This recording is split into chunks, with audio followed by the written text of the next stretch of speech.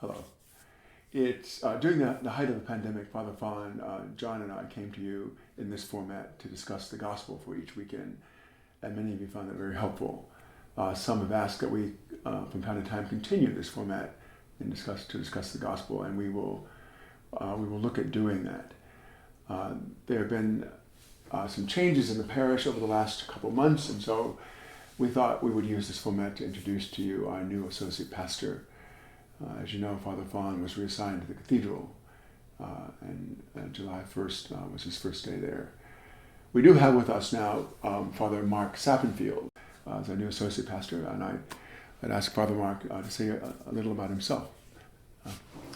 Thank you, Father. My name is Father Mark Sappenfield. I have been ordained for the Diocese of Nashville since 2008. I am one of 6 children, and I graduated from Father Ryan High School in 1987, so I've been in Nashville for an extended period of time. It's always really kind of been my home. Previously, I was the pastor of St. Rose of Lima in Murfreesboro, and then the pastor of St. Matthew's in Franklin, and now I'm helping out Father Dexter here at Christ the King. I'm glad to be a part of this wonderful parish and this wonderful community and be able to serve you as a priest in the coming years. So how long have you been a priest? I was ordained in 2008, so I'm just celebrating my 14th anniversary. Very good. And have you discovered what you like most about the priesthood? I think there's a lot I like about the priesthood in the fact that I think the most important thing about it is that you're able to be intimately involved in people's lives on a level that many other people aren't able to do. So particularly the birth or the baptism of their child, celebrating the funeral, being present when they're dying, being able to hear confessions and counsel people spiritually. Those are very sacred moments that only a priest is really able to be a part of, and I consider that a great privilege and a great honor to be able to do the Lord's work in that particular aspect of ministry. Do you have things you like to do for fun when you're not engaged in those? Well, I do have hobbies, so my favorite thing to do is typically to play golf, although I haven't been playing very much lately. I've been playing golf ever since I was a kid. I like to exercise, so as often as I can I go to the Green Hills YMCA and use the elliptical and sometimes the free weights, but do some sort of exercise every day in order to remain physically and psychologically healthy. I also like to read both bestsellers as well as religious themed books, so anything that's kind of recommended to me by some people I enjoy reading very much. I think you said you're reading now the Gentleman.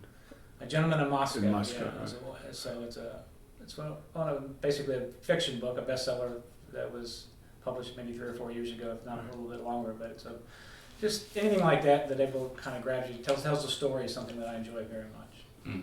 Can you tell us one thing that people might not know about you? One thing. Well, after I graduated from Father Ryan in 1987, I went into the Marine Corps for 4 years before I went to college and served my last year in the Marine Corps in Desert Storm for 9 months on a ship. And that was a pretty profound moment in my life because at that particular time I met a Navy chaplain who was really the one that kind of turned me on to the possible vocation to the priesthood.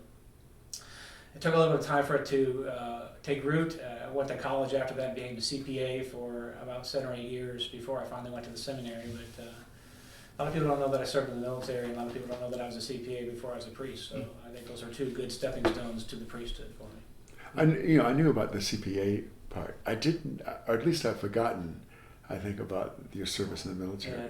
You know, that's extraordinary, really. It was a good experience. It's kind of one of those situations where it enables you to get away from home for an extended period of time and kind of get out on your own at a young age, as well as meet people that you would not normally meet in a college setting or a high school setting, something like that, because you meet people from all walks of life. So a great learning experience about the world, a great learning experience about what it means to serve, which is also important in the priesthood. So it was a big, important part of my life. You said you were in the Marines, but Yes. your assignment was on a ship? So my last year, when the Gulf War was on, I was on the ship with my unit for 9 months, and basically we floated around the Persian Gulf and came home back in April of 1991. So what's it like spending 9 months on a ship? What's it like spending 9 months on a ship? That's an excellent question, Father.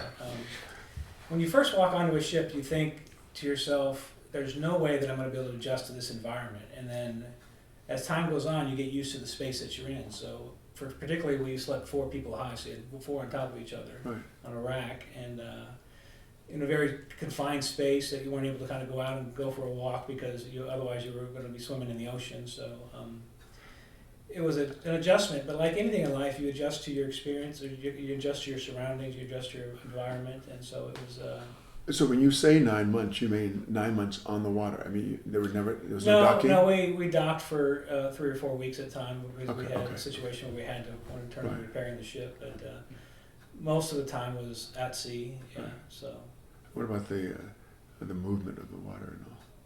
You've heard the terms, you got to get your sea legs before. So Right. basically, when you get on a ship and you spend time for a long period of time, you have to get used to it. So. I'm seeing the growing horror Right. that you're experiencing. It's not going to happen. This Sunday's gospel is a very well-known story about Mary and Martha, and one being anxious and the other choosing the most important part. Can you give us just a little teaser of what we might hear from you this weekend about this? Dexter and I talk about this at the dinner table a lot during in the evenings, just to kind of figure out what we're going to say for the particular weekend. Yeah.